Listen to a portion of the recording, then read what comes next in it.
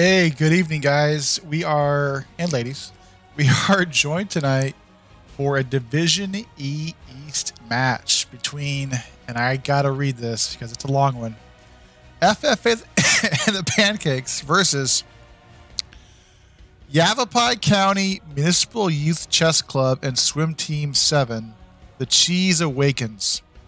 I will not say that again. Going forward, I will refer to them as the red team, or I'm sorry, the blue team.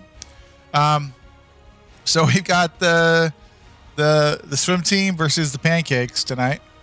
Our lobby is filling up as we speak. It's getting nice and cozy.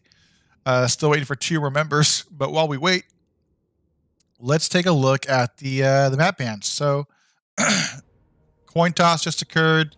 Captains got in, decided who gets what.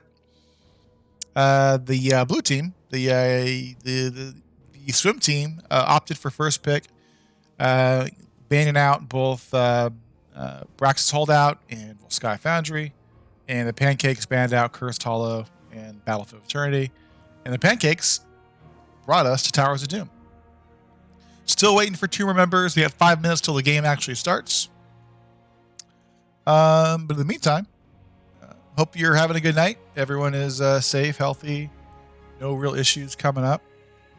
And I would be yelled at by Crush if I did not remind everybody that the first Heroes International qualifier is occurring on August 27th and 28th, which is this weekend, open to all teams that want to register.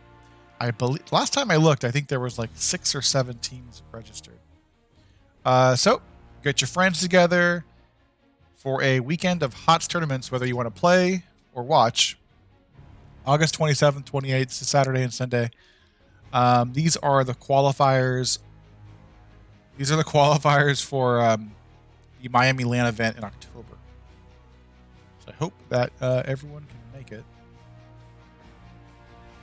whether you're playing or watching. We are still waiting for 2 members of the swim team to show up for this. But hope everyone's having a good night. I had a long day at work. Glad to be home. But hopefully everyone is having a nice evening with their family or loved ones or whatever. Let's take us back to the splash screen as we await those last 2 members. Let's see, what else can I fill the time with? Never actually had a chance to cast either of these teams. I was looking for a team that had not had a live cast just yet, and it turns out the swim team has not had a live cast. Perhaps because their name is so long. Maybe that is the underlying issue to the lack of casts occurring for this team in Division E East, is they have a long team name. But hopefully this will remedy the situation with the lack of live cast for this team tonight, since we are getting them on the main Twitch page on NGS. Let me think here. What story is going to tell you that buy time while we wait for members to show up? Let's see. I don't know. We're just hanging out. Turns out the website is down for some, but not all. I know it's down for me. It wasn't down for Raka for some reason.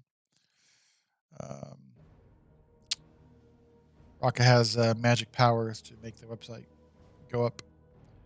And for me, it does not go up for me. But here we wait for 2 more members to join the lobby. We are getting one in from Shantspy9. Yeah, the link posted in Discord is a .com at the end of it. Oops. My bad.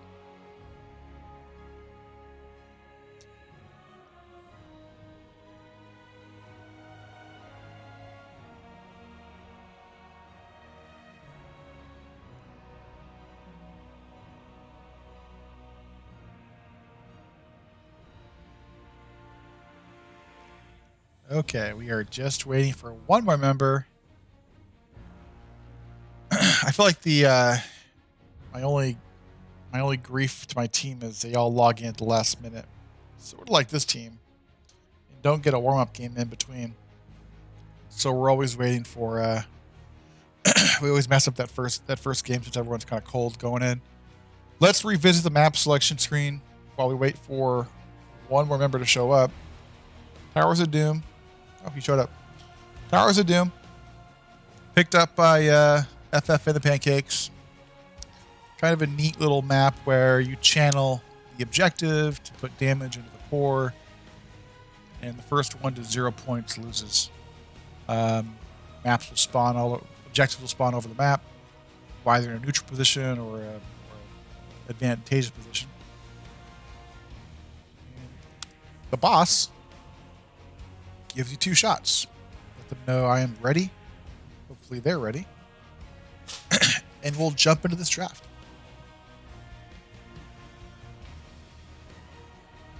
Looks like these teams are having fun. Chat. Hopefully they have fun in the game.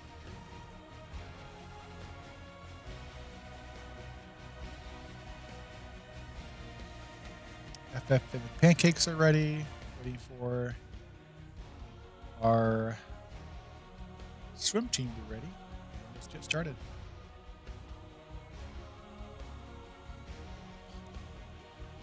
They're waiting for one member to get back from someplace.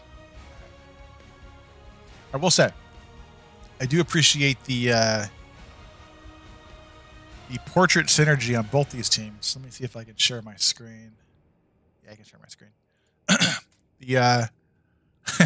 The municipal swim team, I have all 6.5s as a portrait. And the Pancakes have all of the Cookie Murkies as their portrait. So at least they're synergizing there, which is always a positive. I feel like I can't get my team to synergize very well on portrait mode, but I don't think it really matters as long as we get our combinations right. All right, they typed that all out, by the way. That had to have been 20 minutes. All right, they're ready.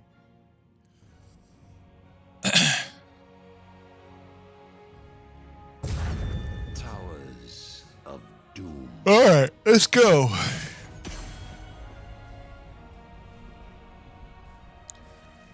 Never had the chance to cast a Division E team. I'm not exactly sure what the priority is in picks, but we're about to find out.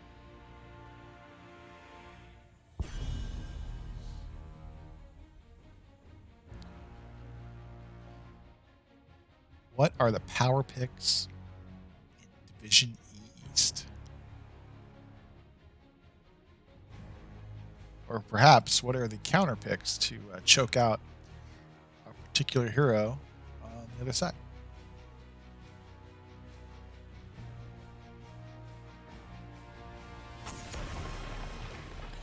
We'll get rid of a Stukov. That Silence Puddle is extremely annoying if you're playing a melee hero or get unlucky enough to get caught in the puddle. Eva is taken off the board by the Pancakes. Next band coming out for our blue team.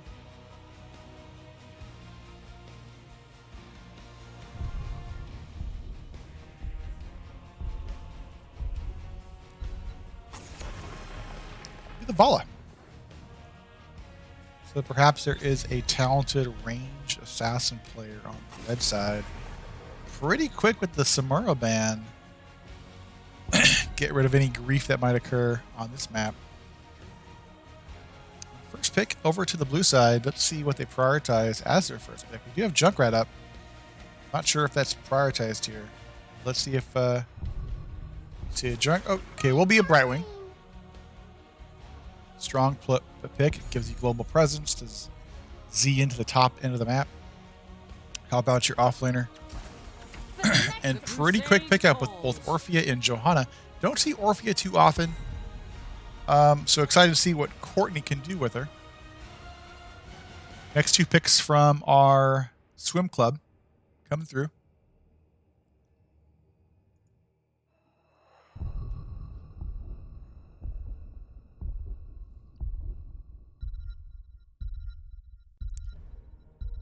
we'll see the Blaze come through with Stitches. All right. Good picks. It's probably Stitch's best map. He could hook and gorge and walk you over to the little place where you get shot. The danger zone, if you will. Final ban coming out for our red team.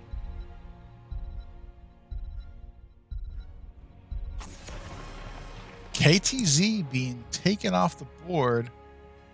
These are, I mean, we see the Samuro and the Kel'Thuzad being deleted, banned out. So there must be some interesting players on the other side. And final ban for the night. We are going to get rid of Lucio. The speedy boy will not be available to get teams rotated to mid to bot to top quickly. Next two picks coming from our red team. Looking for a healer, offlaner, and DPS. Let's see what they prioritize or let flex out.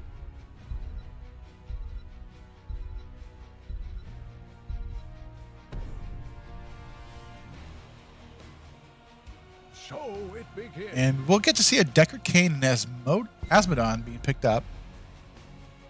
Asmodon perhaps serving as their offlane. They do have two magic dealers. And no cleanse with the Deckard. Although they do get the cleanse with Johanna if she goes Falling Sword. And with the blue side, it's pretty CC heavy with Blaze. You have Mind Control, another if he goes Mind Control.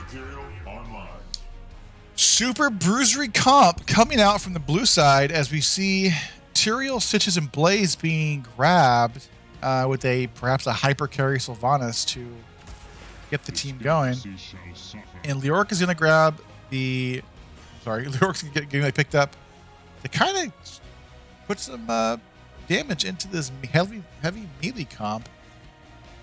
So we are going to see Asmodan in the 4-man with the Leo offlane. And I have to guess we're going to see... we're going to see Blaze top. But once this whole game starts, we'll find out who the offlaner is going to be for our blue team. But chat, you see the draft here. Do you have a favorite draft that's occurring here, or is it all sort of like, Do you like the blue side, like the red side, or just you're waiting to see what happens here? But either way, I will say that the blue side looks pretty fun to play, assuming we have a good hook followed with the Blaze E, Mind Control, Polymorphs. Kind of nasty. Prepare yourself for Let's battle. introduce these teams. We have Andrade on the Blaze, Aura Luna on Sylvanas, Shancy B9 on Tyrael, Saralini on Stitches, Galactos on Brightwing. And I asked him how to say this. It's just XYXGY on Deckard Cain. Grumpy Kitten on Leo, Mr. G on Asmodan, Mr. Sue on Johanna, and Courtney on the Orphea. 10 seconds. 5, 4, 3, 2, 1. How many Let the battle begin. I can't reply.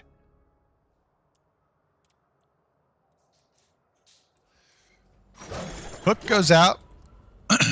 Red team playing a little safe. They're afraid of that hook to go out, and rightly so.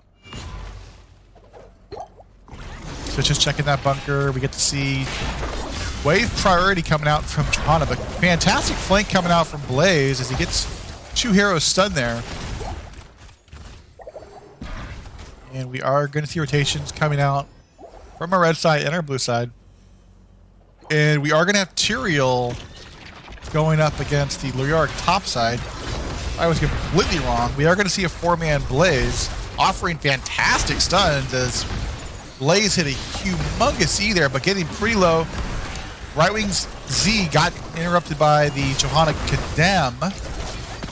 And Sapper camps are spawning just now. Good hook onto Johanna. And that's a first blood going over to our swim team. And early game pause coming out. Let's go to our starting screen since let's go to our intermission screen. I don't want anyone to see the the map. Well, Andrade says we killed him so hard he DC'd.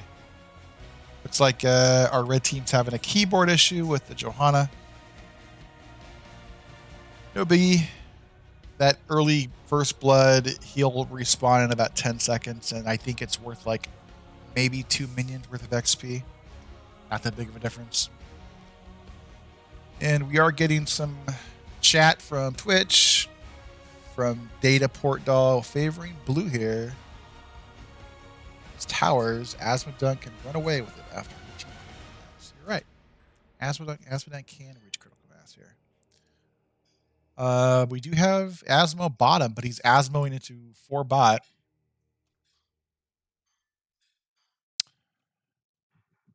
Red team is blaming the keyboard for the death of Johanna.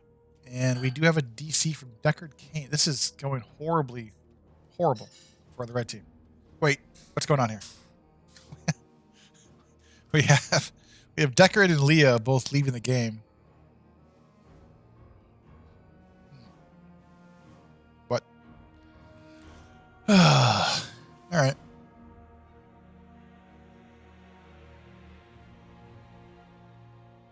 Hopefully we get back into the game. They're trying to reboot for a keyboard. Or Luna is telling poems in chat. All right. Well, I think the red side is going to have some problems here, as this Blaze is playing pretty far up. Every time the Orphea is going to step up, she might just get to see a Blaze E into her and stun her and whoever is behind. So I think the red team just need to spread out a little bit more, so she doesn't chain those stuns to the members with her.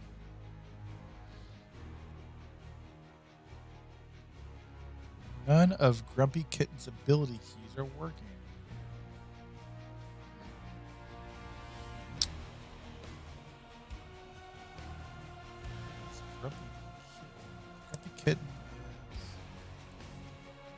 Grumpy Kitten is York.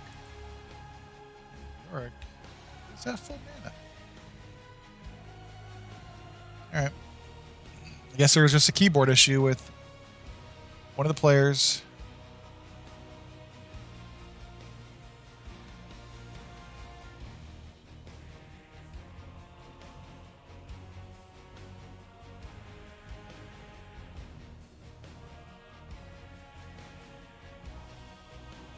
Good news is I remembered to put the default Heroes of the Storm music on this page, so at least you don't just get to hear my voice jammer on for 2 minutes while we wait. But hopefully everyone's able to join the map soon, so we can start it back up.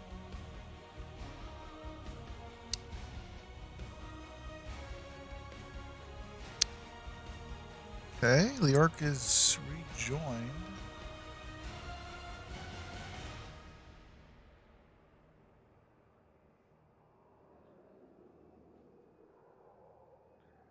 I guess Leo's keyboard isn't working, so he restarted his computer. I'm not sure if that'll fix it. But hopefully it all works out. All right, they're counting down. Get the screen back up.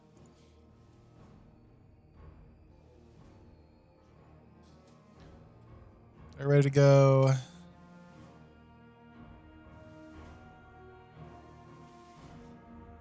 Looks like they're betting Domino's Pizza here. If the whoever wins, they get pizza. The caster cannot talk. I'm an observer. I can't type in chat.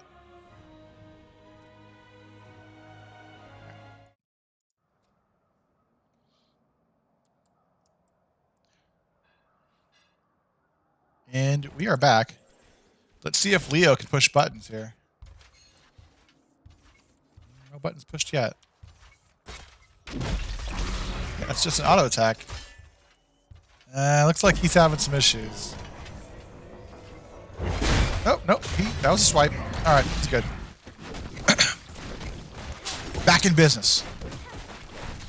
We do have members of the red team starting our sapper camp and the blue side countering that. Red sappers do come out first. Let's pull out a little bit and see how this pops up. Hook goes out, just misses on Orphea. Although there was no damage there to follow up on that hook, so Orphea would have been fine. You have Johanna rotating mid to catch his XP. We get an Asmo dunk here. They're trying to run that, Johanna condemn Q with Asmo to stack his quest a little bit faster. Meanwhile, Johanna coming down here for a 4v3, advantageous for our red team. Let's see if we get anything happening. Decker Kane's Dorito, whatever it's called, just misses, unfortunately.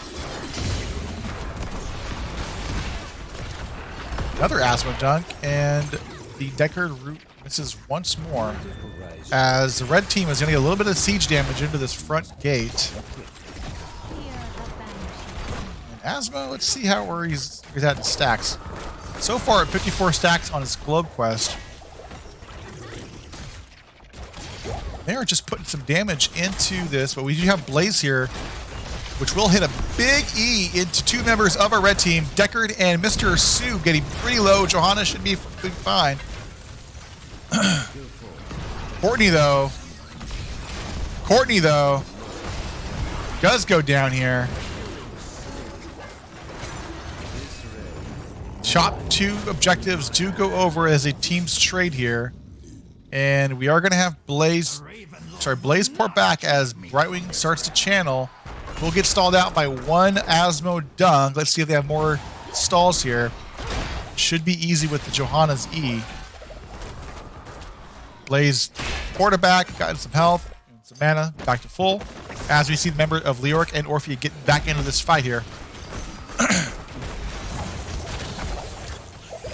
Material does get stalled by the Leoric. And it's 5v5 here bot lane as all members are on this. Look at this bottom objective. Level 7s will be online momentarily for our red team. See how fast they can click those buttons. Big stun once more coming out from Blaze. And the red side is getting chunked out here. Grumpy Kitten might not make it out here. He does get away with 200 health. But the blue side is also getting pretty low here on health. Tyrael once more going for that channel. Dunk comes out, just misses on Tyrael. Stitches playing a little aggressive for how low his health is. You see Johanna and Leo pushed off, but even with that, the Asmo was able to secure a kill with the dunk. Stitches looking extremely low. Will use the trait to walk a little bit faster, get back to behind his gate, and port back to the Nexus. Our red side rotating once more to get the sapper camps. Good macro so far from our red team. And Brightwing and Sylvanas will go ahead and start their sapper camps. XP for the moment is in favor of our Pancakes. But not too far behind is our Yavapai County Municipal Swim Club and Chess Team. Episode 7, TheCheeseAwakens. Sappers are walking bottom here for our red team. Good Blaze stun onto Johanna, but she still has her trait. Stitches showing mid here.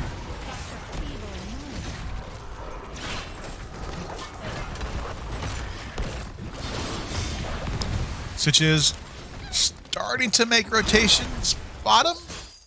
No. And our red team is just putting more and more chip pressure onto this front fort. The red wall is fairly healthy.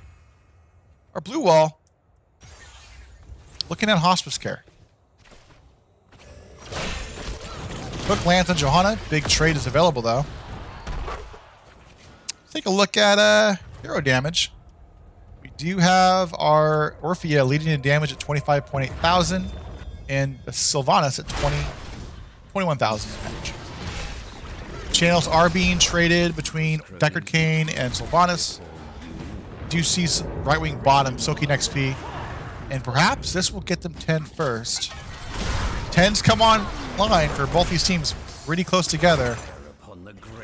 And for our ultimates, we do get to see the Stay a While and Listen coming out from Deckard Cain, Tide of Sin from Azmodan, and Tomb from Leoric. Chomp coming out from Orphea. And we are going to see the Falling Sword coming out from Johanna to cleanse out any of the stuns our blue team might show. Bunker, Arrow, Judgment. Oh, we get to see the Putrid Bile coming out from Stitches. And Bleak Heal from our Brightwing.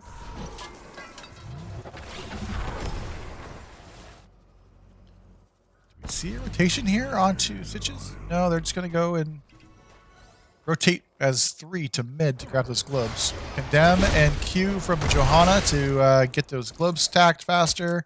And our Azmodan is at 228 stacks of Annihilation. So should be done momentarily.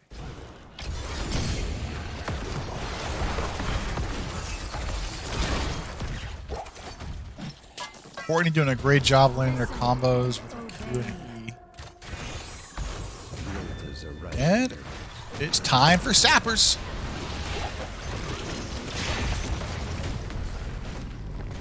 Two to 1 so far, 8 minutes in the game. Not too high in kill count, as both these teams are just trying to play smart macro and for advantages of XP.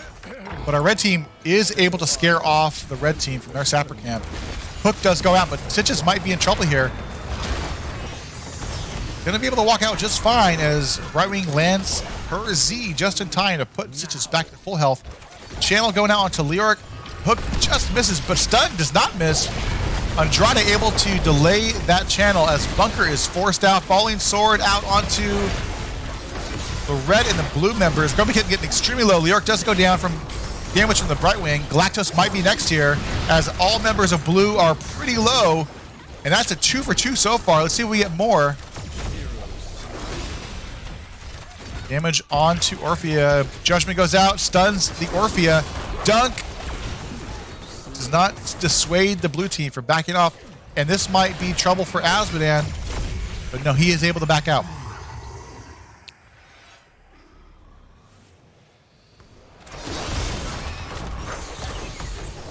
The Orphea self-healing is kind of OP sometimes. If you get those 3 stacks. Let me see. Self-healing stats. Yeah. 6,000 self-healing. Not too shabby.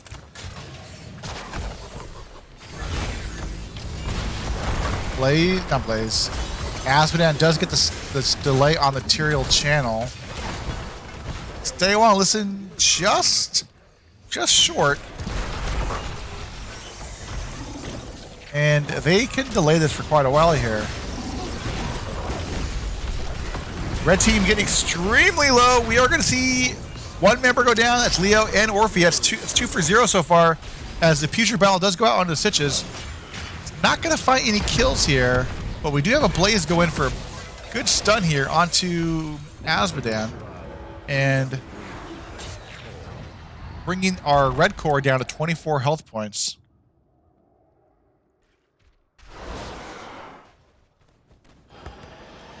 Mr. G is porting back to base to top off his health and mana bar.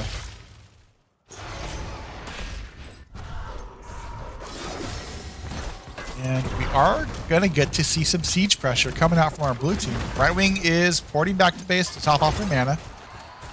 Azmodan dunks just clears out that wave. Where's Asmo now? Asmo is at 344 stacks out of 400. Getting chunky. Those Qs are going to start to hurt him. Johanna goes in for a condemn and a slow. Then Asmo just does a dunk, or even the Leoric and Tomb with the Asmo dunk would just be nasty damage coming out into a blue team from Asmo. Sapper is traded out once more. We do see it engage here from Johanna.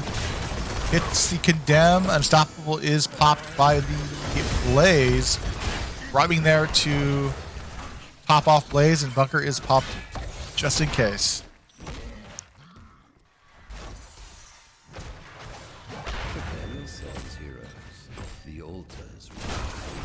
Blue Sappers cleared out. You saw the Red Sappers pushing bottom, and good damage goes out into 2 members, but the Decker Cane is the one to fall.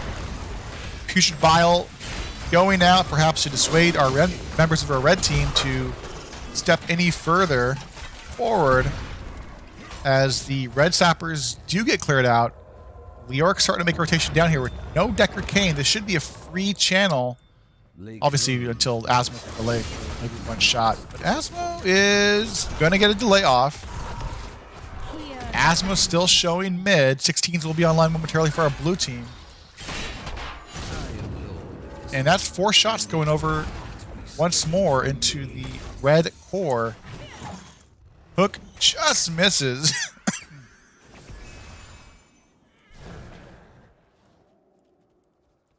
And we are going to see Stitches. No, he's going to go back bot.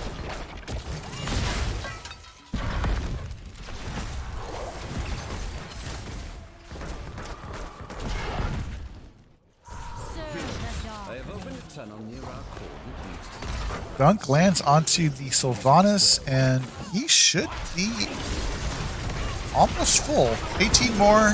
Fantastic chomp coming out from Orphea. Good damage. Forcing the bunker to be popped. Andrade extremely low.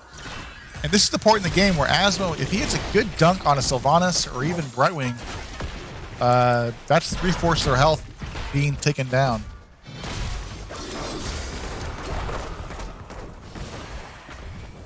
And Asmo did finish out his quest. Bottom fort at, I don't know, 20% health left. Let's see if Asmo just dunks onto this fort. Take it out. Mr. G's looking thirsty here. Condemn, dunk. Yep, they're just sieging these minions.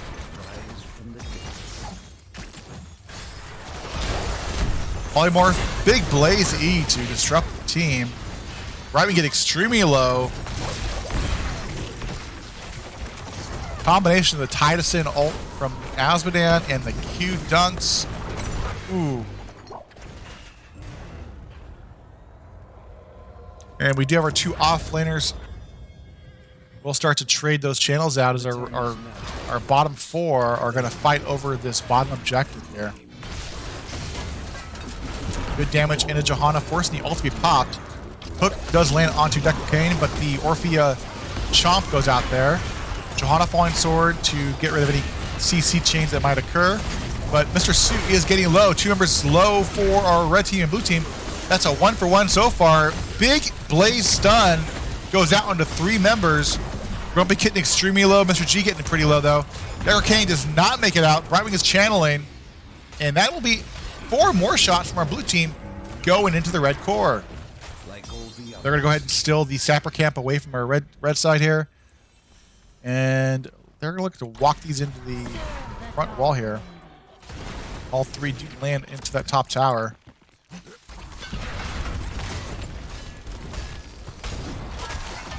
Might have been a good time for Mr. G to just try to force that bottom fort to go down with just throwing dunks onto that portion. make it 3 shots versus 4. Put some pressure on the blue team to get that cleared out. We do see rotations here from Tyrael and Brightwing to match the Asmo XP soak. Blaze is getting extremely aggressive in those E's.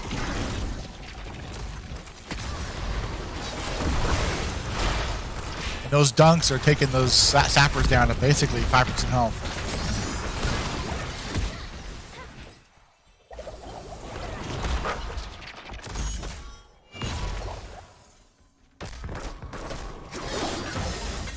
Level 20s will be on momentarily for both of these teams.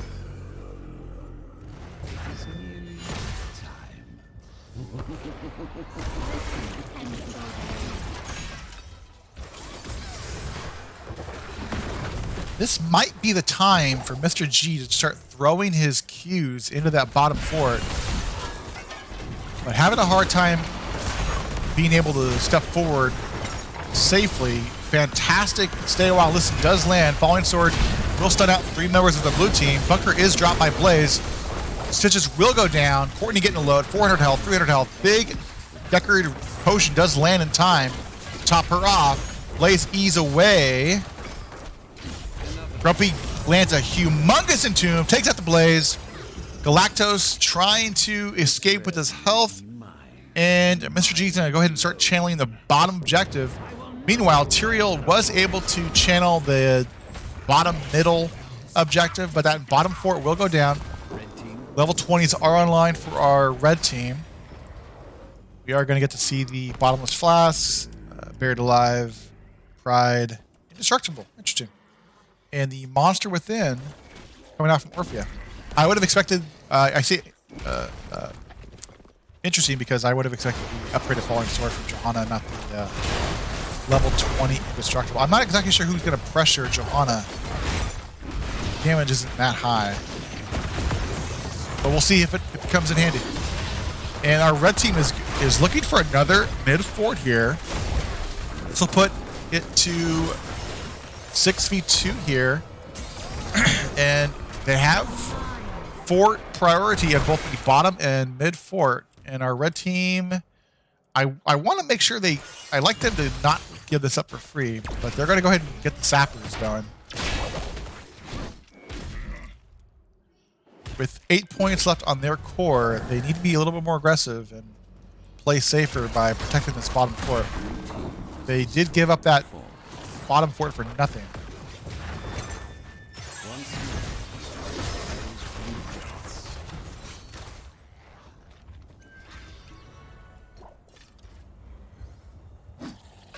And while we have time, let's look at the level 20s for our blue team. Upgraded Bunker, the Invisible Friends, upgraded Bile, upgraded Judgment, and Withering Barrage from Sylvanas. Hook just misses onto XYGI and Courtney. Another fantastic E coming off from Blaze, bringing Courtney down pretty low. Falling Sword pops out, and they're able to get them driving off the map. But Tyrael once more is able to get the channel, and Blaze goes down. So even with 2 members down, the Tyrael is able to steal away those objective points from our red side. 5 points left on the core for our red team. Looks like they're going to try to siege this bottom tower down. The blue team is going to rotate, counter that by taking the mid tower back. They're back to 4 for 4 at the moment, but they're back now down to 5 for 3. So it's not deadly yet if a channel does go over, but we are seeing the red team rotate, put some damage into a indestructible core or fort, and our red team is going to force the boss here, and they're going to let this bottom tower go again for free. Boss does go over to the side of the red side, taking off one more kill pressure. Blue team can put on the red side. Rotation here from our red team into the middle tower. Let's see if the blue team has anything to say about it. Hook just misses on a Johanna. Stay while listen does land. Big judgment coming out from Tyrael onto the Decker again. And Decker just melts. And the Buried Alive keeps Tyrael from going anywhere. It's 1 for 1 so far. Andrade in that back line. 2v3. I think he's realizing his mistake here. Forces a way out, but Grumpy Kitten, is she long for this world? Polymorph, that's a deadly Auric, but I guess you call it trait value as he starts to breathe, and 4 shots go over to the blue core, and 4 more go over, so a quick 8 shots going over to the blue core, bringing the totals to 12 to 5 in core health. With 2 members down for our red team, are going to see a aggressive invade on the Sapper camp, as it should be free. Let's see if they walk these bottom Sappers into the fort.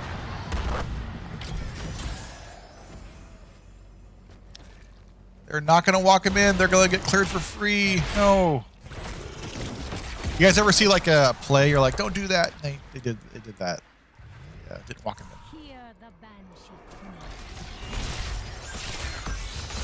But sappers are coming for our blue side from their side for now. But might have been a little bit better for our blue team if they escorted those first set of sappers we got. And they're not going to escort these either. All right. Playing a little safe here. They don't want to take a fight. They can't for sure win.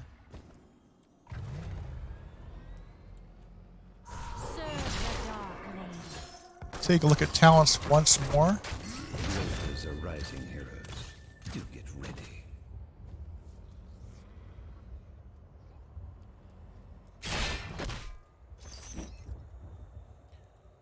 Bottom channel is up in 17 seconds. We are going to see Leoric make a rotation down here. It will be a 5v5.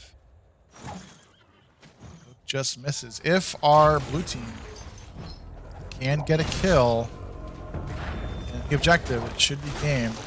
Or not game. Pretty much the game. Falling Sword goes out. Fantastic Entomb lands from Leoric. That's 2 members down for the blue team. 3 members down.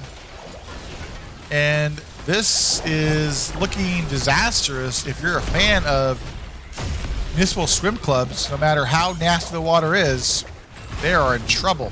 And that is 3 members down for the blue side as our red members are channeling the objective as they're going to push this bottom fort, go mid, and the boss spawns in 1 minute and 30 seconds.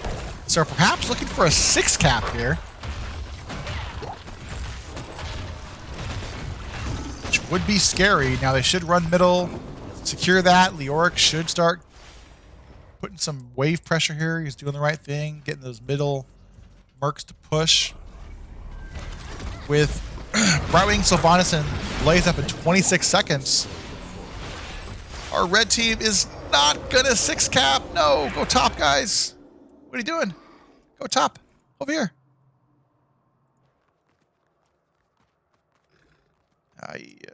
Okay. It's okay. They're gonna watch the VOD later and be like, we should have went top. Okay. So what happens now? It's 5v8 in core points. Our blue team is coming bot. They do have Sylvanas to start off towers. The top tower is extremely low. Johanna is forced to use his trait Judgment into the back line. Falling Sword to cleanse out any CCs. Fantastic bunker once again from Grumpy Kitten. Sylv getting extremely low. He's away. Andrade getting low. Bunker is popped. And Sylvanas does go down. This might be trouble if you're a fan of the blue side.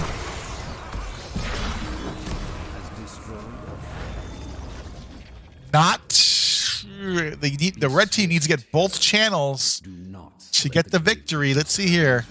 Grumpy Kitten starting that channel on the left side. Asmo's going to grab the right with being uncontested. With Sylvanas down for another 40 seconds. Going to be a pretty hard defense. That's 5 shots. 4 points to 5-3. Big dunk coming in. Lands onto Blaze. Chomp comes out from Orphea. 1 chomp, 2 chomp, 3 chomp, 4, 5, 6, 7, 8. That was a hungry Orphea. And that is a team wipe. As the red team is able to make a fantastic comeback. As Orphea lands big chompy motions in that choke point. GG. I apologize. Entombed by Grumpy Kitten, you mean? It was an intense game. Let's bring us to a match summary. 18 kills to 12. Started slow, but ended pretty intense. Pretty fun. Good healing from both the healers. Orphea with 152,000 heroic damage. But Sylvanas at 105, not too shabby. But yeah, it was a good game 1. Let's update the map screens. Get the points awarded to the correct players. This is by our red team. Update that. Boom, boom, boom. Team sync scores. Fantastic. As we wait for our team members to tell us if they want first pick or map pick, let's bring us to the intermission screen. And while we wait, let's get some water. Maybe stretch the legs. Zeratul with an X. That's interesting. Intense game. Yep, it was an intense game. All right, well, I'm going to get some water, boys, girls. I'll be right back.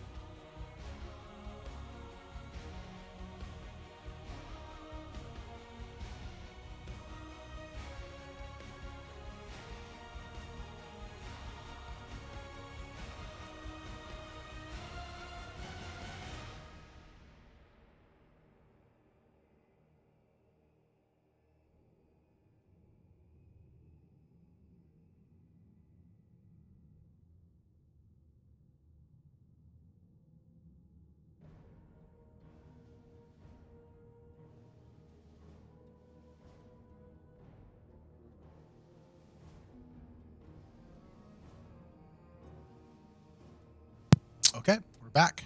We are just waiting to see what map we get to go to.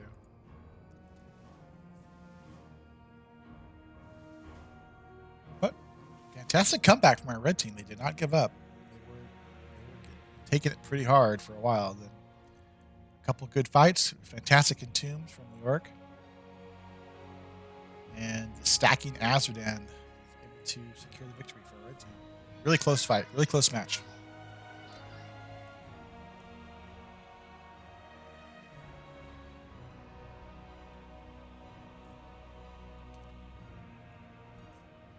Still waiting for. Guess what?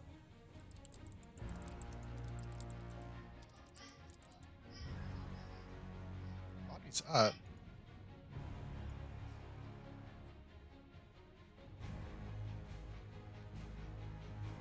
Oh. Just wasn't enjoying the lobby. There we go. Okay. We are going to Garden of Terror, otherwise known as a smaller version of Cursed Hollow. Let's see, Garden of Terror. And this was picked by our red team. Giving first pick over to the blue team once more. So take that.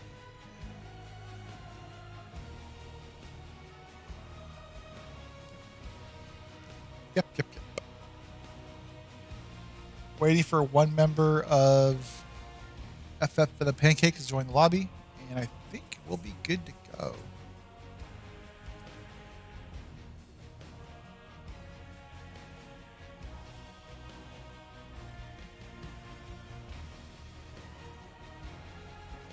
And we're in. Okay.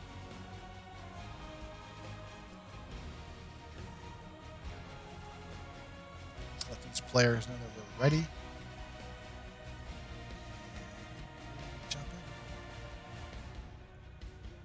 But hope everyone's Tuesday night is going well.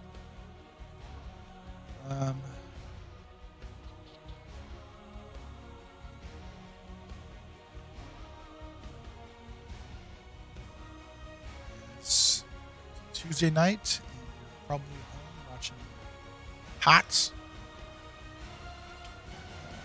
All right, we have both teams ready.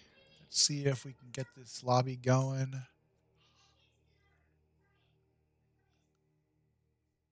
Let's go.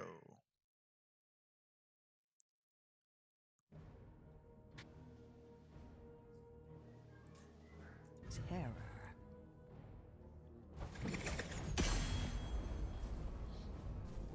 1-0, best of 3.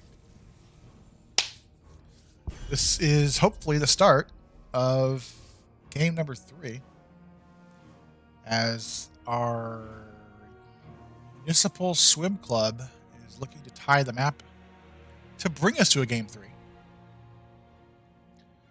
Mr. Andrade has first pick, which means they have first ban. Let's see what is to lead off the board.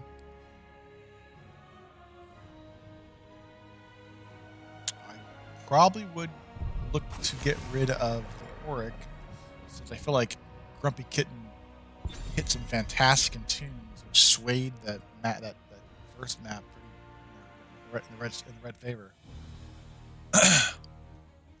Next band's coming out from our red team, from Pancakes. Do they stick to the same bands as Samuro and the cheese bands they have? Samuro and something else. I forget. Well, okay, we'll be. So it was Diva, Samuro, then it was something. Oh, it was Samuro, KTZ, and then Samuro. Yeah. Diva, KTZ, Samuro. Diva, Samuro, KTZ. Next band coming out from the blue side.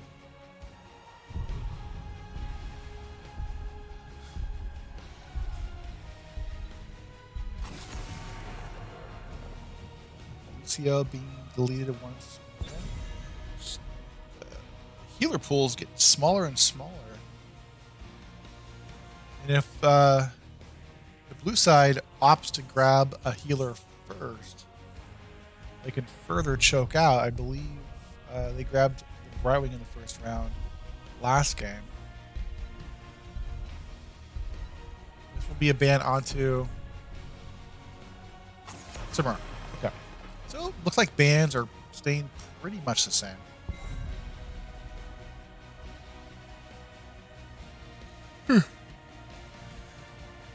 Let's see if we see the Brightwing again.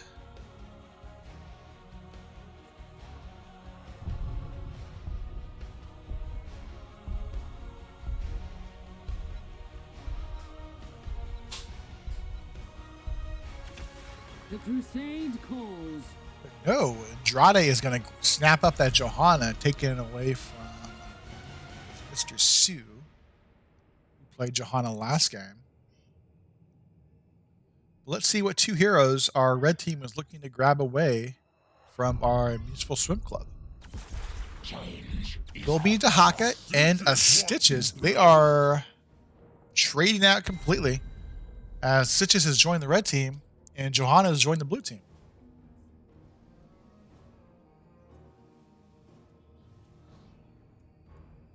Grumpy Kitten showing flexibility with different offline players, as the Kitten has opted to not play the Orc, but Dahaka this match. Galactos looking for the Anduin, perhaps to see a light bomb with a Blessed or a light bomb with a Falling Sword. And fantastic Merker, Rainer, showing his actually, you know what? I feel like Chance B9 was the off lane last game. I wonder if we get to see the run it down Rainer who just hits walls and runs away. Okay. Junkrat being taken off by our red side here. That's funny. I thought that was a KTZ ban last game, but maybe I'm forgetting. Final ban coming out from our blue team. Excuse me. Will be the Orphea. Do not want to see that again.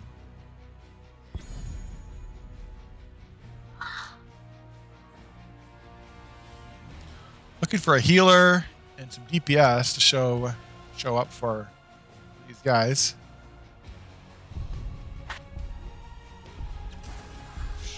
XYXGY will play Decker Kane once more. And Courtney on the Jaina. Flexing to another mage damage dealer that's not named Orphea. Game number 2. And last 2 picks coming out from our swim club.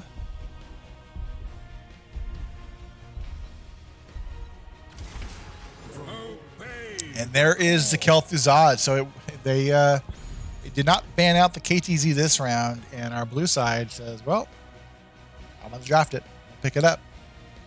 And this does look like a run it down Rainer. So we are going to have a Rainer in the off lane, putting damage into walls, which is extremely annoying to play into. Deckard has to, not Deckard, Dahaka has to match the Rainer, watching as close as possible. Stampy is going to go ahead and grab the Zero Tool to put pressure on both KTZ and the Anduin and Rainer. I guess everyone but Johanna. But all right, draft, Twitch chat. You see the draft, like the blue side draft more or the red side. The blue side does potentially have the Falling Sword Light Bomb or the Blessed Light Bomb, followed up with the KTZ Roots and Tassadar Walls, and that Rainer is extremely annoying to play into. Where our red side potentially has a pick comp with Hook Gorge, damage from Jaina to 100 to 0 anybody. Stay while listened to zone out the team, and Zeratul just put some backlane pressure.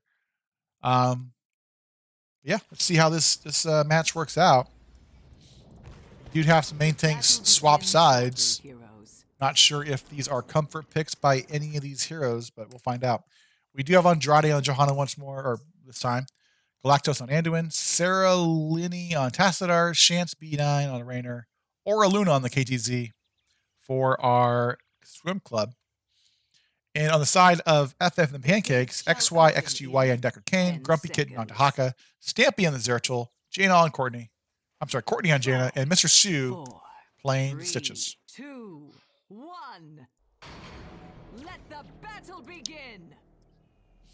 Let's take a look at level 1 talents if we didn't have a chance to look at them. We have E-Build coming out from Johanna. Put some blinds onto the opposite team. Q-Build from Tassadar. Renewal from the Anduin. Get to see the Exterminator coming out for Rainer. Is this spell damage? Spell.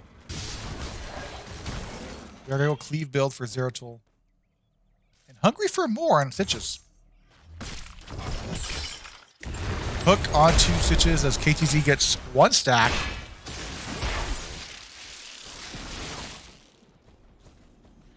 Red team just opting to get 3 lanes going versus have all start mid. Meanwhile, top lane. And I think the off lane might be the interesting lane to watch, as Rainer just wants to clear mercs and put damage into these towers. Mercs are up. We have our red side starting their easy camps. Sue looking to grab some XP bottom. Rainer is starting the siege camp top. Camp is grabbed here for our red team. And 4 members will go ahead and start the middle siege for the swim club.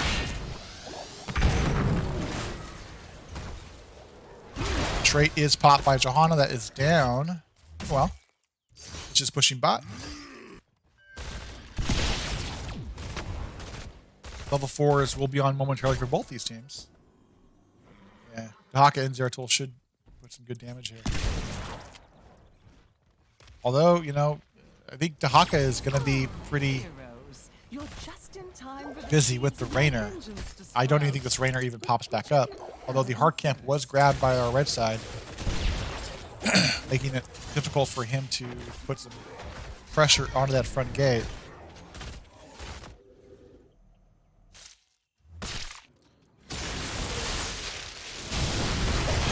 Stompy forcing a blink away. Courtney had to walk forward, put herself in a bad position. But Deckard potions there just in time to pop her back up to full health, and as she taps, she's going to go back in a really aggressive way. Thought about it twice and goes the safe route. And down here onto Stitches. Chains do land onto Stitches and Deckard Kane. And we are going to see Rainer just continue to delay. That will be a 3 kills for 0 for the side of FF and the Pancakes, as the first objective does go over the Pancakes, but arguably more important, top fort is losing health pretty quickly, and the red team is taking a while to get up here. Let's see if Raider can get this. And that is run it down Rainer as he's just putting damage in. Stitch is forced to tap, and Rainer is just going to try to Q that fort. Here comes Zeratul looking for a kill onto Rainer. Should get there as a cleave. And top fort does go down. Honestly, pretty good. Rainer died, but it's an early death, and that's a dead fort. Doesn't come back. I have to guess that Rainer will go bot. Ignore the objective. He's probably telling his team, we don't have to cap, just delay. And I will get all the damage into the wall. We do see a flank here onto Mr. Sue. Condemn. Punish does land. Hooks go out. We do have Rainer here on the top objective. I was wrong. Oh, meanwhile, we have Tacit, our bot, pushing lanes with that hard camp. Hook just misses onto Galactos. Condemn. Slow. Chains go out. Galactos will get delayed on the objective by the Stitch's slam. Rainer in a difficult position to get out of there, and that will be a dead Rainer to Zeratul cleave damage. Good tongue onto KTZ. 2 for 0 so far. And a second objective does go over to our red team, and they're going to go ahead and take away this siege camp from our red side. Let's see if Dahaka makes an engage here onto Johanna. Maybe you didn't see her.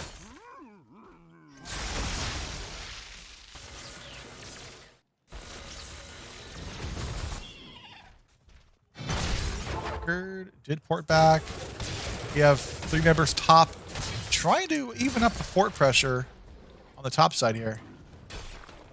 Rainer had to clear out the top siege minions. And Chance B9, just with his auto attacks, is going to scare away the red team to go somewhere else. Just you, we're going to clear out this middle camp. Grumpy Kitten hit a big tongue there. Rainer will be just fine.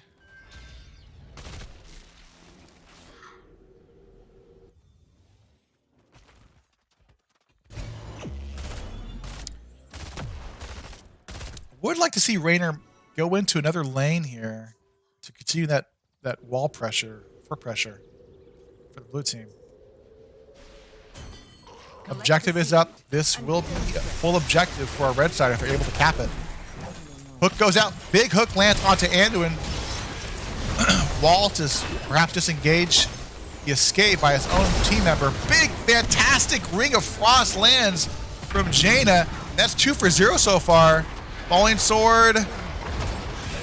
Stairwell Listen does land. Red team getting low, but that's a dead Johanna. 3 for 0, and they're going to run down Galactos. Hook does land onto the Anduin. The Haka is there. Can we get some damage in by the Zeratul? Yes, that's a 4 for 0. Where is Rainer? He's mid. And the third objective will get delayed by KTZ ult. Not for a second time. Objective will be secured by our red team.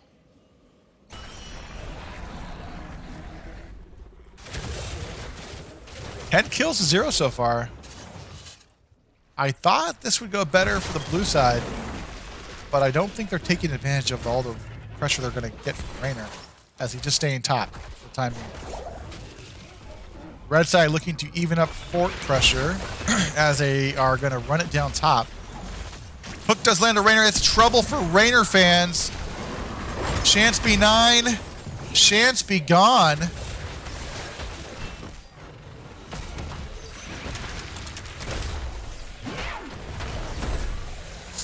Blue team will clear out this middle objective. Bottom is gone. Top Garden Terror is the only one up. And our red side with a level 13 talent advantage are going to continue the push. Cast at our wall. goes up. We do have Zeratul cleaves in the back line. Void Prism goes out. Big hook onto Tassadar, forcing out the pull from Anduin. Light Bomb comes out onto Johanna, but not in time as Johanna goes down.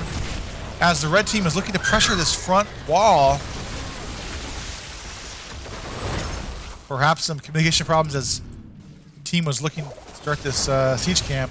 With Johanna down, this should be free, but KT's looking for something. Zeratul looking to put pressure into the KTZ. Big hook lands onto KTZ, and that's a dead Kel'Thuzad. If I say KTZ one more time, I'm gonna lose my mind. And the top wall pressure continues for our red team onto the blue keep.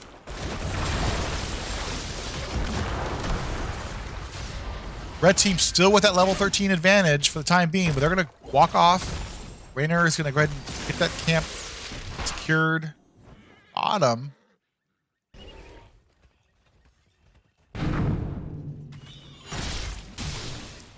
As the red side is starting to make sure they get the macro pressure pushing for our pancakes.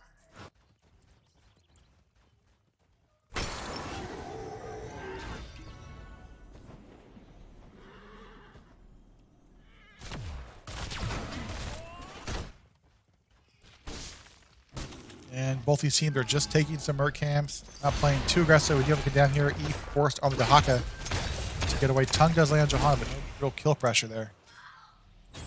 Another seed is about to sprout. And we do have a hard camp walking top with periodic catapults. Someone will need to go back to clear that out so it doesn't put pressure onto the key.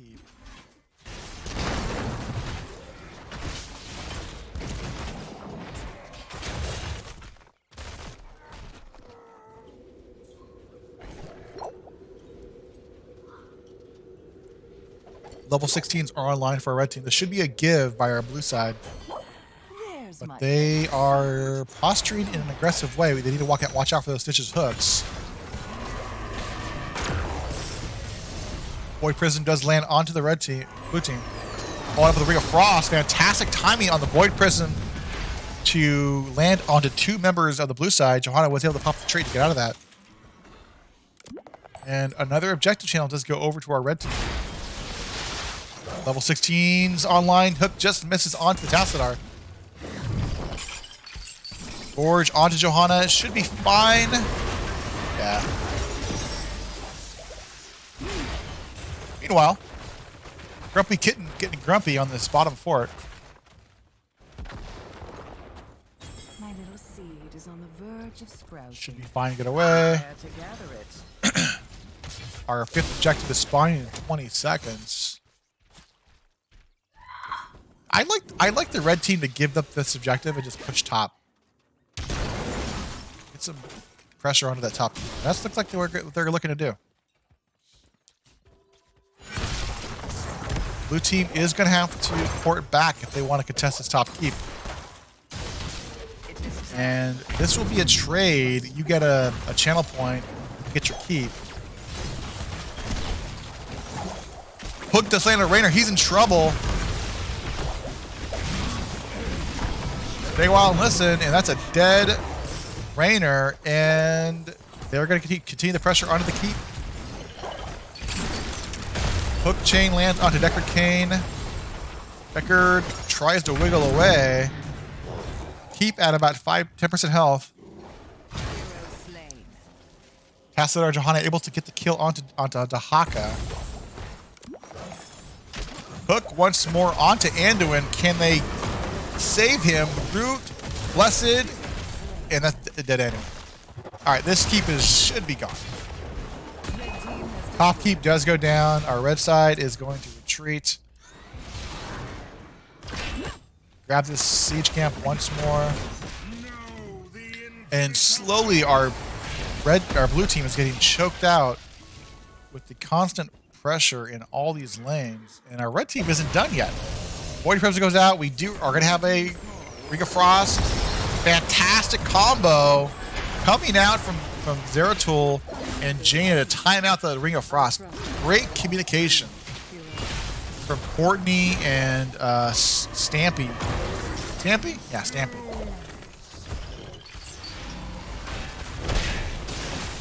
KT just does buy back.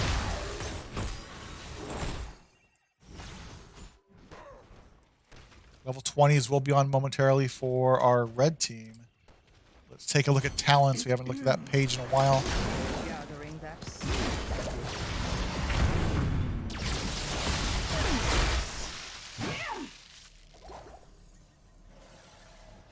Haka will start to clear out the siege camps. Blue side looking over the channel. I think the red team is more than happy to give up this channel objective and not fight on an even talent tier, as 20s will be online momentarily for them. 2 channel points to 1 for the blue side, as they're going to go ahead and start this hard camp bot.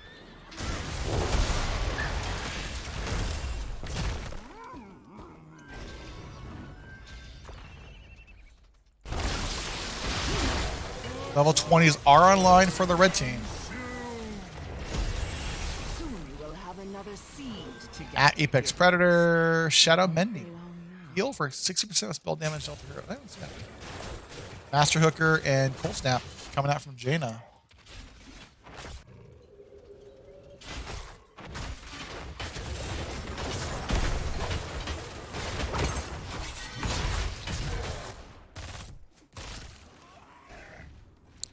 And it looks like this is going to be a give by the blue side for the red objective. Smart, down level 20s. You have Jaina leaving the game. Should get a pause here. Yep, there's a pause.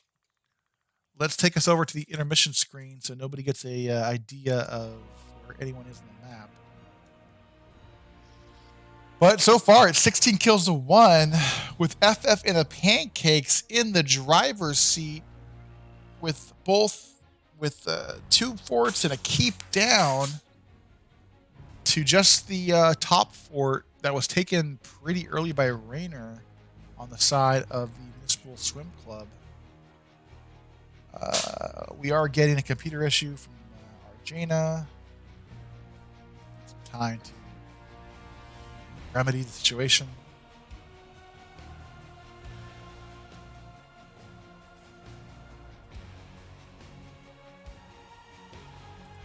Let's take a look at yeah, KTZ stacks still aren't done. He's at 18 stacks.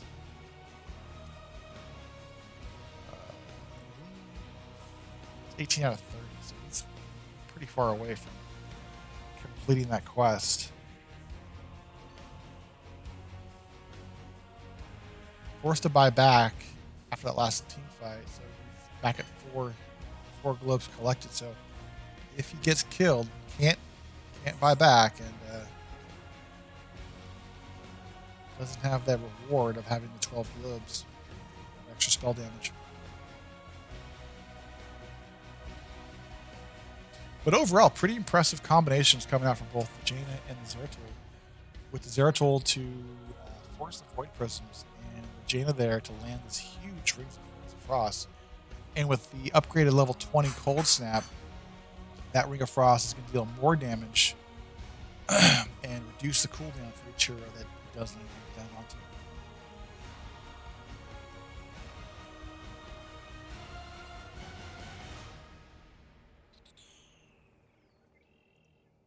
Still waiting for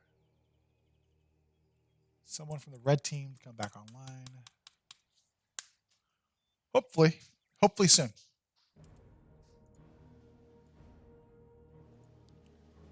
We are getting some DMs from people.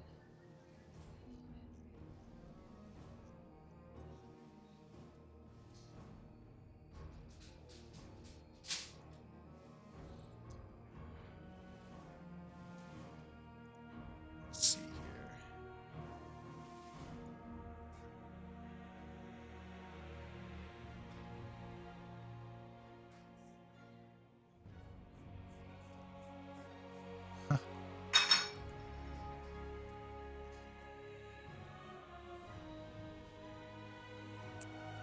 Looks like Jaina is reconnecting now.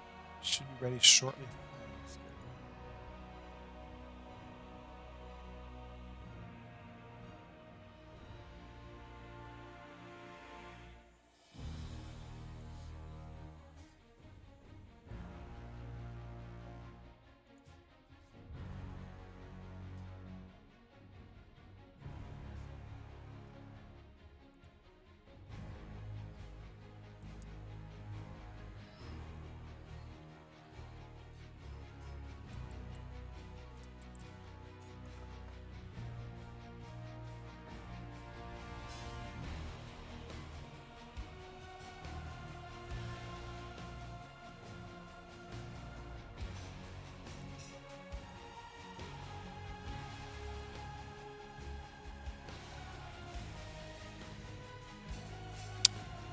while we're here, and waiting for Jaina to log back in, just a reminder, Heroes International tournament is occurring on Saturday and Sunday.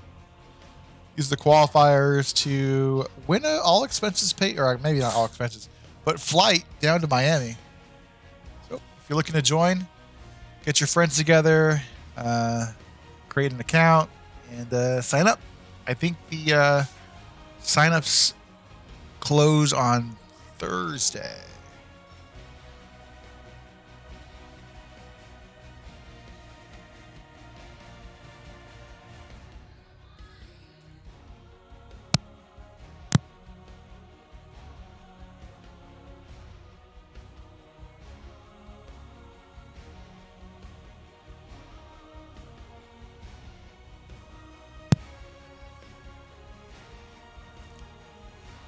Okay, so still waiting for Jaina to join the lobby, or join the game once more. Okay, they're ready. Wait, someone's ready. Let's go back to the game. All right.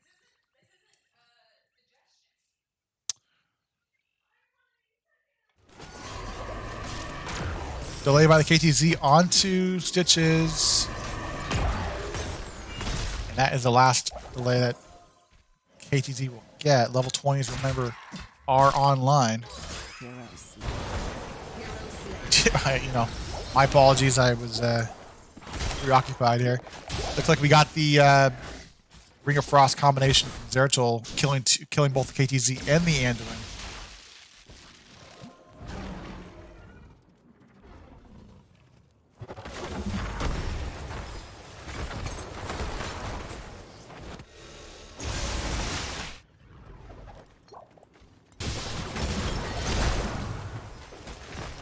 And our red side continues the siege pressure into the middle fort here. The Haka forcing to go back to clear out Wave's top. We see our red team take the siege camp again.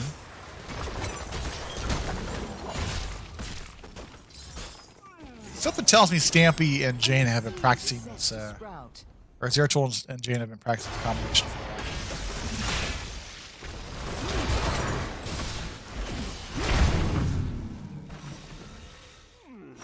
Hook goes out, just misses on Johanna. Decker Kane might be in trouble, no, able to waddle away. Do have pressure top from the Giants, but those should get cleared out by the minions here. Nature splendid. 2 channel points to 2. Problematic if you are the blue team and the red team caps it. Blue team's core is under attack. There is some core pressure by the Siege Giants. Zeratul looking for a flank. Warning pings are going out. Hook goes out, lands onto Tassadar. Falling Sword goes out to Cleanse. Rumpy Kid in that back line, and that is a dead Zeratul. The Void Prism went out, but Zeratul didn't make it out of there. Gorge onto Johanna. Kill onto Deckard Cain. Light Bomb goes out onto Raynor. I think that was a mistake, unfortunately, for the blue team. As Hook does land onto Johanna, Master Hooker reduces the healing done. Jaina down to 20 health. Raynor able to run her down. And Mr. Stitches might be next. Oh, he is able to walk away, but Shansby 9 wants some more. Objective is secured by our blue team. Hook goes out, but wouldn't have done much. Oh, wait a minute. Wait a minute. I think somebody might have... Nope, he's back. Mr. Shu was standing still for a while. I thought he made a disconnect.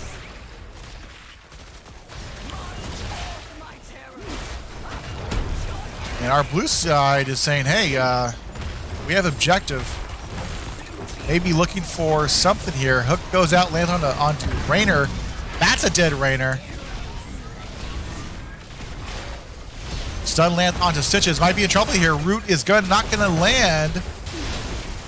Core at 60% falling. Raynor not there to land the damage. Andrade Johanna might be inting here for this. Johanna goes down court, 27% health. Kel'Thuzad damage, is it enough? Void Prism on the core to keep it alive. 0%. And it is enough. Smart play by the Zeratul to VP the core, but not enough damage in time to get the rest of the kills, which brings our map score to 1-1.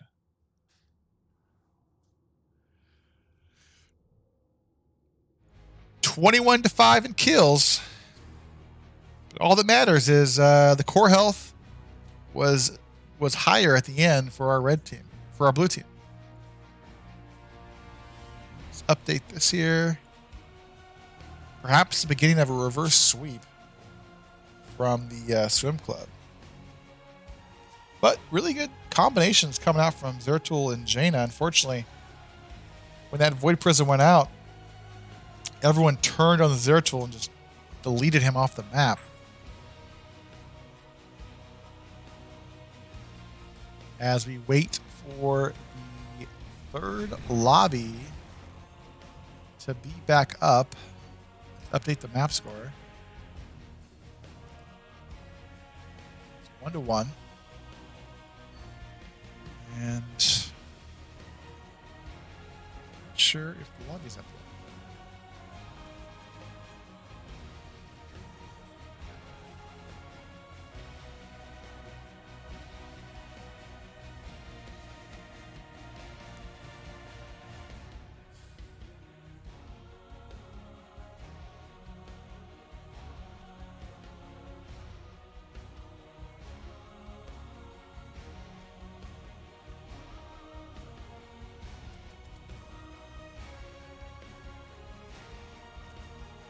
How the other games went today.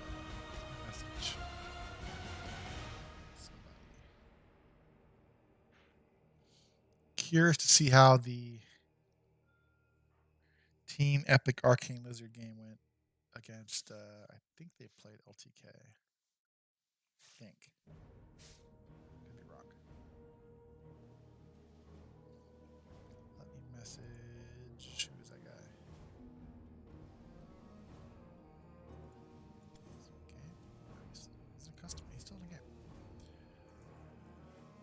All right.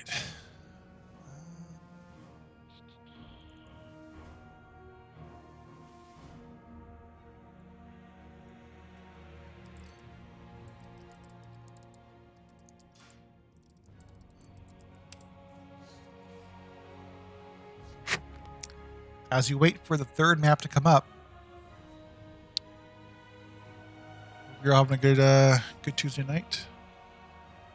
Fun, exciting series by our two teams tonight, the Pancakes and the Swim Clubs.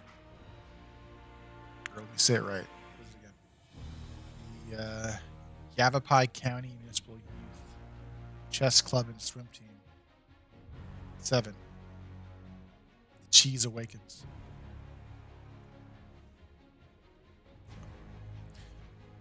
Hope you're all having a good night.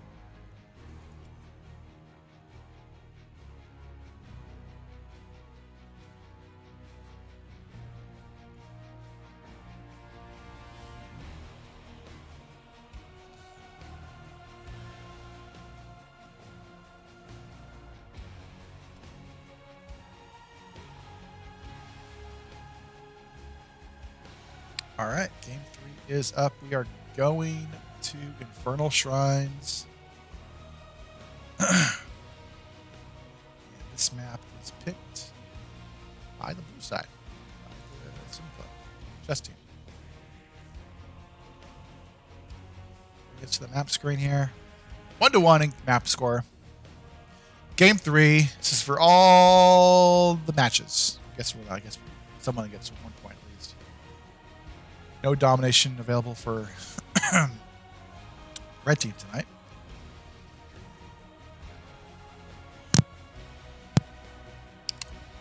Let the players know that I am ready as we go to Infernal Shrines.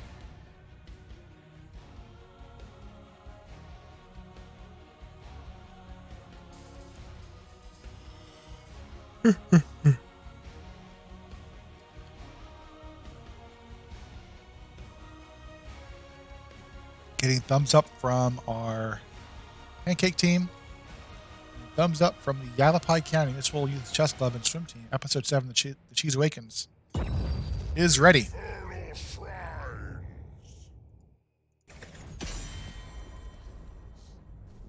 I hope that's like copy pasted because it's a lot to write.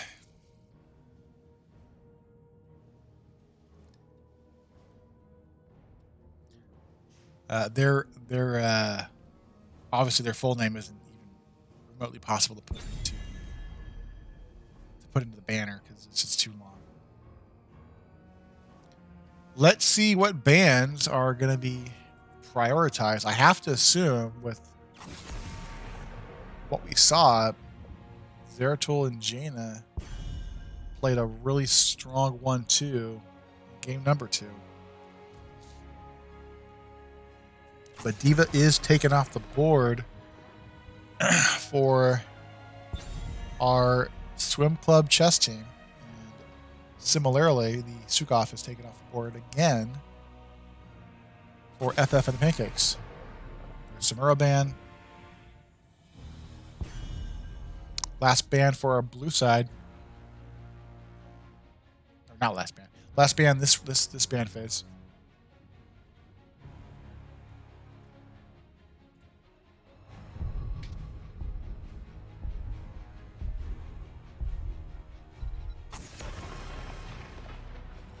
Are going to get to see a Johanna ban. First pickup by the Pancakes. Let's see here. Dahaka's okay. Courtney is going to be able to get back onto the Orphea once more. Courtney's had an impressive 2 games tonight. Junkrat snatched up by our swim club / chess team. And Galacticos will jump on the right wing.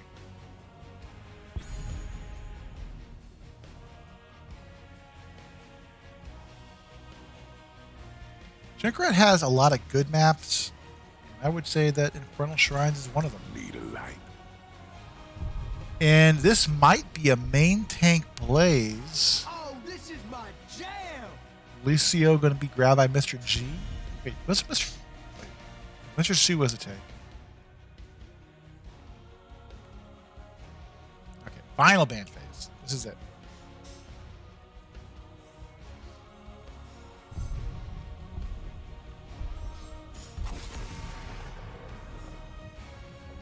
Will be a Leoric ban onto Grumpy Kitten.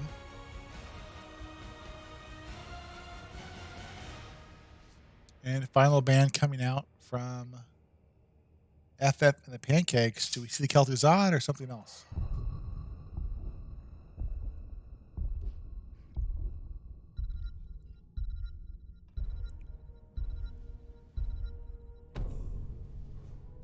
It'll be the May. Okay.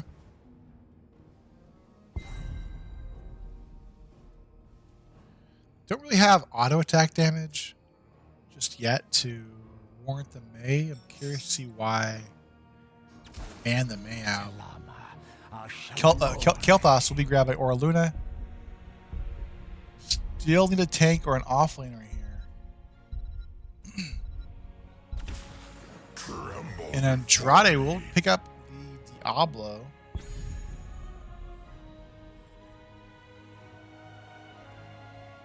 And final 2 picks coming out from the Pancakes.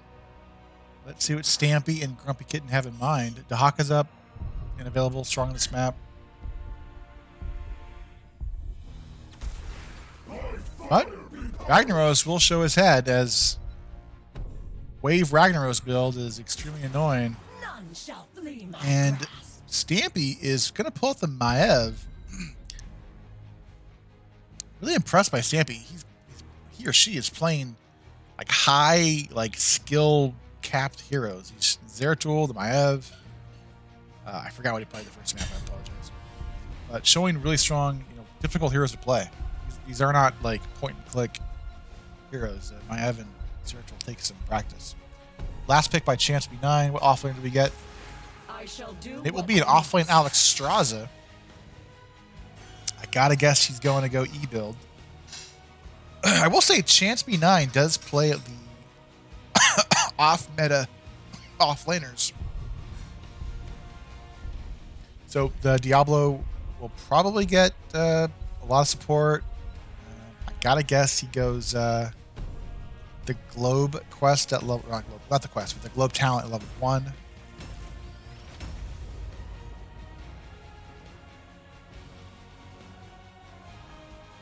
And the Alex, well, I guess Alex Rosa could go the Globe quest at 1 versus E. Go Globe quest at 1 and then E on 4 and 7 to just add in the extra damage. Find out. But game 3, this is for the match and the victory for either of these teams. Chat, let me know what team comp you like the most.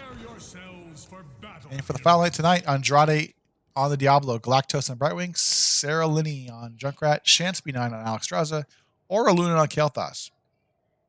And for our red side, you have Stampy on the Maev, Grumpy Kitten on Ragnaros, Mr. G playing Lucio, Courtney on Orphea, and Mr. Sue is on Blaze. The battle begins in So our red team is going to have a Blazy, Tethers from the Maev, just tons and tons of damage from the Orphea. That's a scary comp to play into. It's a good draft. I'm really impressed by the drafts coming out tonight from both these teams. And the fact that we've got an offline Alex Straza is really fun. Turns out Andrade has jury to do tomorrow, so bad for him. I want to see what Diablo picks up. He is going to go Devil's Due at 1. And we are going to see Alex go E at 1. So not going to have that synergy with the Globe quest for either of both these players. But we do have priority on waves by the red team so far, as they're able to clear out this top and bottom wave before the blue team's even able to get up there. Red team's going to clear out this middle wave. Someone should probably eat that trap. This middle wave and maybe look to grab camps. Diablo in there, doesn't land the E. Grumpy Kitten showing her little grumpy face mid lane, so no evades just yet. And the red team, a little slow to get on the Merc camp just yet. Our blue side is already going to be able to cap their siege camp left, and they're going to look bottom here. Might be a scary invade. The Diablo is not too healthy just yet. Has 24 souls, so he's still not full soul Diablo. And we are going to have a humongous E tether for the Maev and Blaze. Blue side getting really low. Sarah Lee will go down. Andrade might be next. Camp is stolen over, and that's a dead Diablo. 2 for 0. And we start game number 3 like we started game number 2 with the red team, taking some really advantageous fights into the blue team. Let's look top to see how that whole interaction is going. We have 10 stacks on Chance B9 on quest here for Alex Straza. And we are going to get an invade here on the blue hard camp. Aggressive, but it is going to work out for him. Hard camp is stolen away. Andrade is confused. Why did that just go over to the other side? And Alex Straza does not have the best wave clear, so that's going to force Sarah Lee and Diablo to clear out this wizard wave. First objective is spawning top. It is a mortar shrine. Grumpy Kitten getting a little bit of pressure here by Alex Straza. Those slows. Second bruiser camp will be taken by our red side, our red team. And objective is spawned by the blue team. Blue team already at 10, 9 spider butts and counting. 15. Red team just have wave prio, but with 19 spider butts. Time's ticking.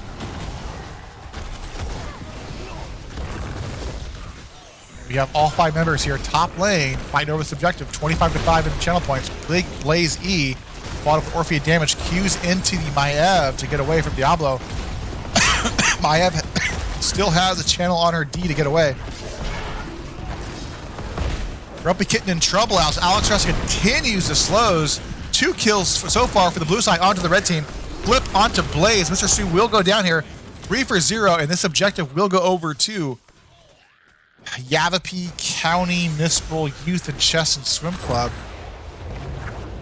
A lot of words. Blue team has summoned a mortar punisher. Maev will eat the jump from the Punisher, as the Punisher gonna put some chip damage into this top fort. Meanwhile, Chance B9 rotating bot lane to continue to push into the opposite lane. Top wall is gone and a little bit of health on the top fort. The team gonna walk away, look for more pressure, perhaps blue side, or put pressure onto this Ragnaros. Grumpy Kitten is gonna get behind this gate to play a little more safe. We are gonna see an invade here for the blue team onto red siege camp. Blaze E into Diablo. Andrade does get cleansed by Brightwing, but lots of things to cleanse. Brightwing there with the Z to top him off, and the siege camp was stolen away. Bottom lane, Alex Junkrat was able to get the kill onto Ragnaros.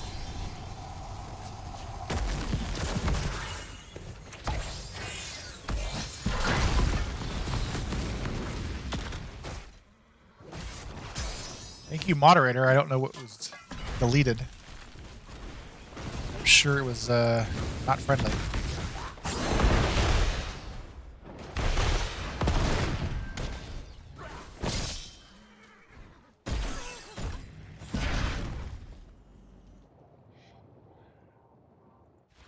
Ragnaros does have a strong wave here. We have Alex Raza countering the push here. Blue side gonna go ahead and take this bottom siege camp away.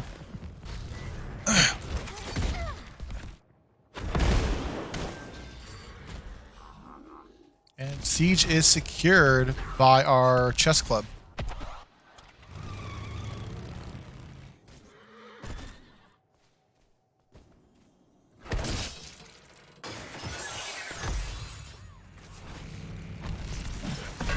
Red team here looking for a fight. Big Diablo Q into Maev.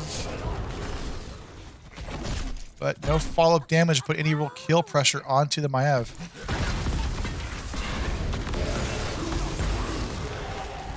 And we do see a 5v4 bottom lane here. Ragnaros is going to clear out the middle wave. Diablo looking for something onto the Ragnaros. Him back. Cube into the wall. Yes. Pressure's happening onto Rag. Is there enough? Yes. Good damage on Junkrat to secure the kill onto Ragnaros. And the pressure continues. Ragnaros was able to get the wave top going before he died.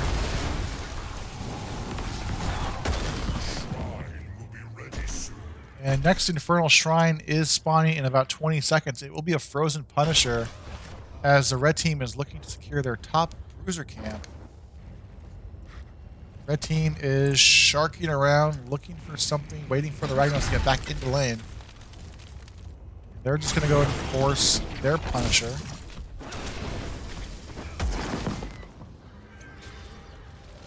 Take a look at ultimates while there's a lull in action here.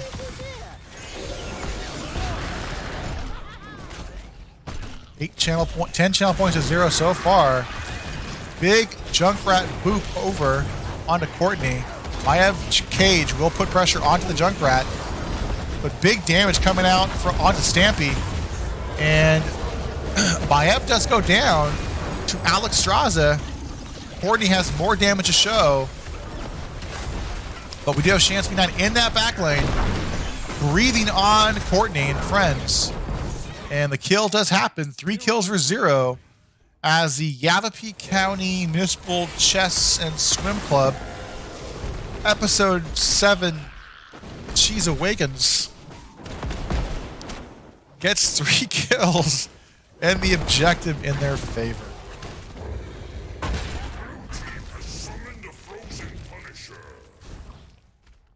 This Frozen Punisher is going mid here. Stampy looking to pull the Punisher over the wall. Ragnaros straight there to slow down damage on the Punisher, but the Punisher will put damage into Ragnaros.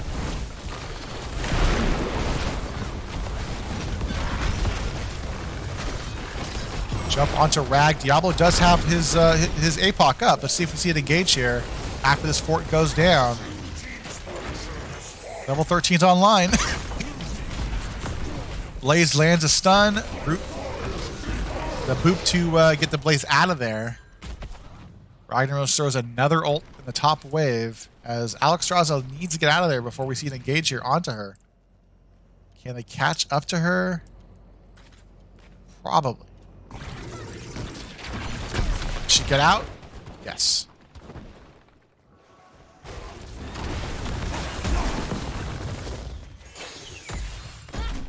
Our blue team on the bottom siege camp, trying to do all they can do to get that out as fast as they can. Next objective will spawn top once more. And with that top fort down, it will be a pretty hard defense. Maiev, Cage comes out, polymorph onto the Maiev, followed up by the chomp from the Orphea. Alexstrasza able to pop her ult just in time to get out of there. Red team getting extremely low. Mr. Sue forced to back out of there. Stampy backing out. Ooh, Andrade clipped that wall, so the Q did not go all the way over to land the flip back over his shoulder. And Diablo will be fine.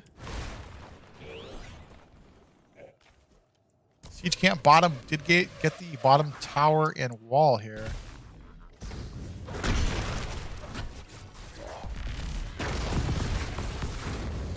Let's take a look at talents.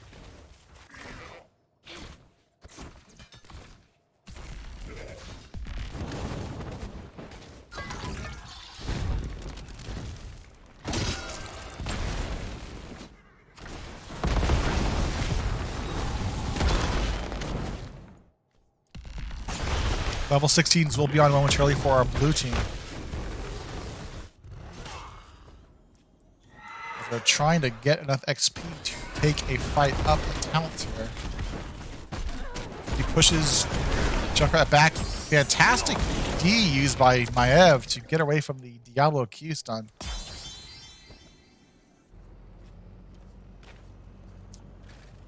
More rotations coming out from both these teams as the red team does not want to fight into 16s just yet. Ragnaros has his trait back, his ult back up, as this next objective will be spawning top. You will take it for me.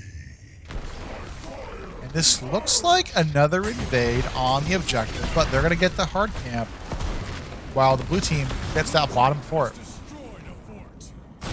But top fort is undefended by the blue team. That will go down and even up the top lanes here. More importantly, the objective is spawning top.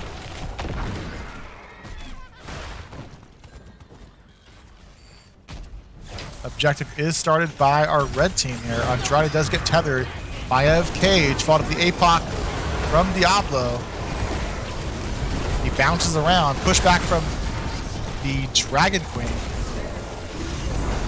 She flies into the air, trying to land some healing and damage onto Lucio. Kill is secured by the Alexstrasza onto Lucio.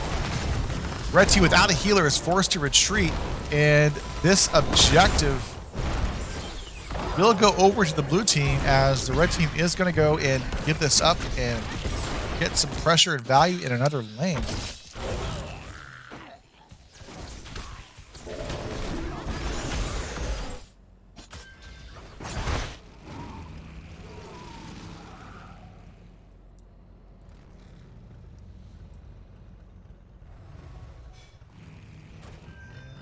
Objective is secured. This is walking top. Lucio, though, is respawned and will be there to help defend that that push.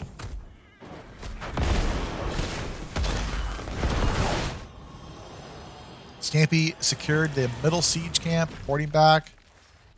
Get back into core to defend.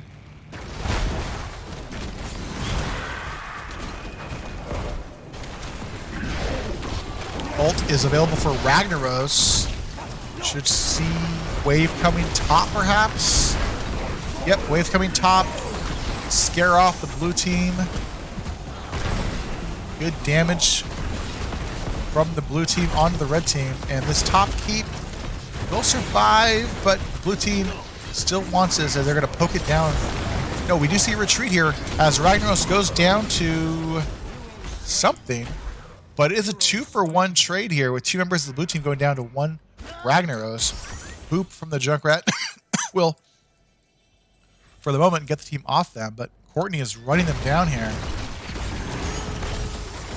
Rocket Ride coming out from Junkrat to just not die. As this is a full retreat from our members of the swim club. And our red team is looking for more pressure into this middle fort. With 2 members down for the time being, they should look mid, then bottom forts to put pressure for this next objective phase. As Kelthos and Alexstrasza are respawning in 5 seconds, this should be relatively free. But no, they are just going to go ahead and grab these siege camps, playing a little safer. They feel comfortable in their team fight capabilities. Would like to see maybe Junkrat or even just Kelthos put some damage into this top keep. As the red team continues to grab camps. Diablo in the bush. Fantastic, what is that called? E from the Kelthos to get rid of the Blaze stun.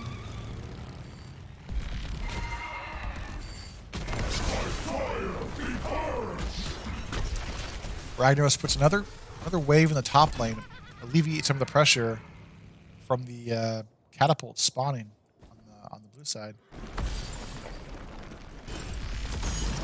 Heather onto Diablo, grabbing Zera to land the Z. Ashes to ashes.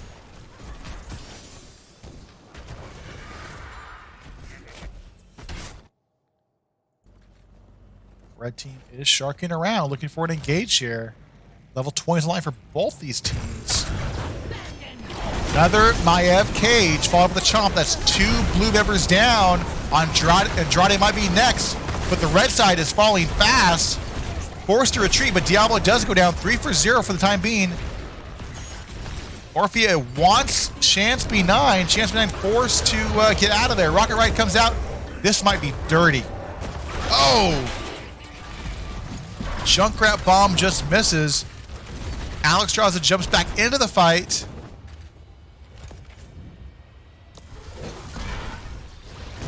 Two kills to 1 so far for that last team fight, as our red team is looking for more advantage going their direction. Objective is up as we see Ragnaros running down here to start this objective.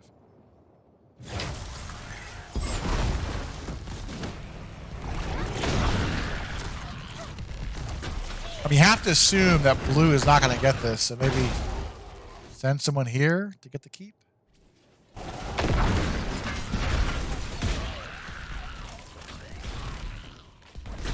Let's see what they're thinking here. They're just trying to alleviate more pressure top lane, get more and more waves pushed. That will eventually reach the top keep. Objective is secured by our red side. They are working on these, the siege camp here.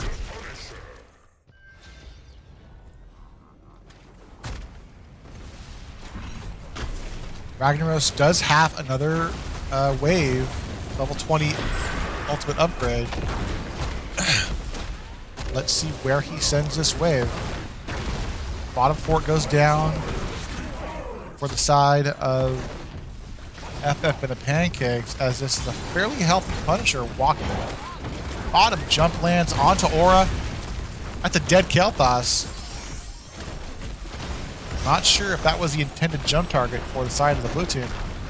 And with Kelthos down for the time being, this might be a keep. Jump once more onto 2 members, followed up with Maiev cage. APOC goes out, but this might be an APOC out of panic. Andrade getting bounced around here. Andrade Diablo Q's in there, but the the help from the Immortal. 3 kills to 1 at the time.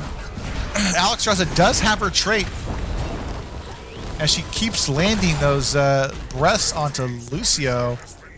As Alexstrasza is going to just... Oh, that trait did end. 3 for 3 now.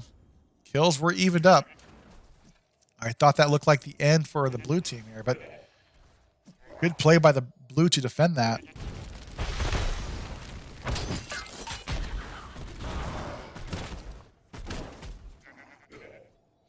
Really close 3. It's been a really kind of a back and forth match for all 3 of these games. Bottom siege camp is secured. Alexstrasza and friends top lane here. Next objective will be spawning mid. It will be an Arcane Punisher.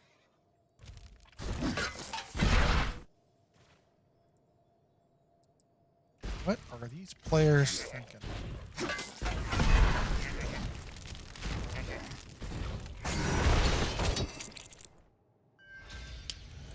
Well, Junkrat's thinking, let me get this top keep. Courtney's thinking, nah. Yeah, there we go.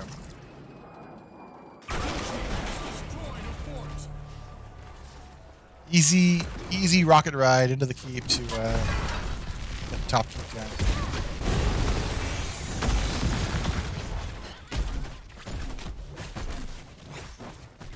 And I know it's been said 1,000 times, but this next team fight should decide who wins this game, as the bottom and top keeps are down for each side.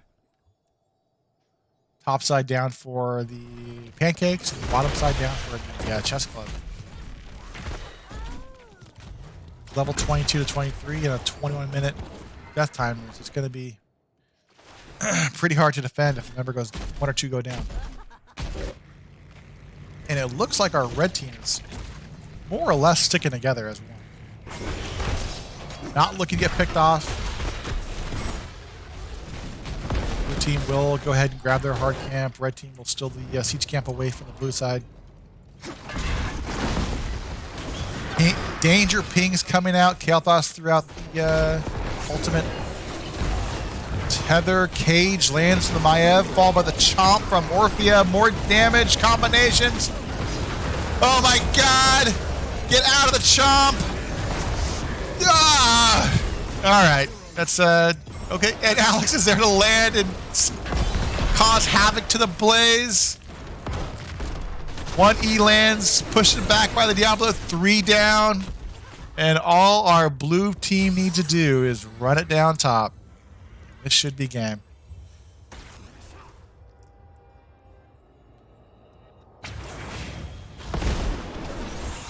Fantastic combo coming out from our red team, but with so much healing from Alexstrasza and Bright, really negates what the red team's trying to do here.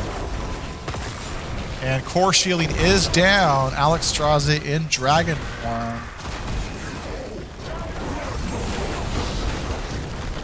And game number 3 in the match, we'll go over to the Yavapai County Municipal Swim Club and Chess Team. It might have been that. I don't know what it was. GG's. Let me ping one of these members. That page should have got there just. Yeah, it did. Let me ping one of these members in Discord.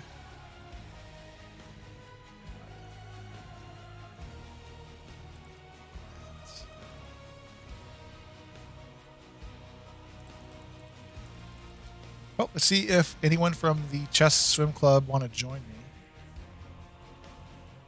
in the lobby. Lobby 2. Well, while we wait for someone to join me from the Chess Club, let's take a look at the damage numbers. We have Junkrat leading in damage on the blue side with 68,718. Orphea doing extremely high amounts of damage. Once again, Courtney playing a strong Orphea with 104,000 damage coming in, pouring into that match. But Game 3 is won by our chess club. And we are joined by the captain, Andrade. Andrade, congratulations tonight. Hey, thanks, man. How's it going? It's going. How's it going for you?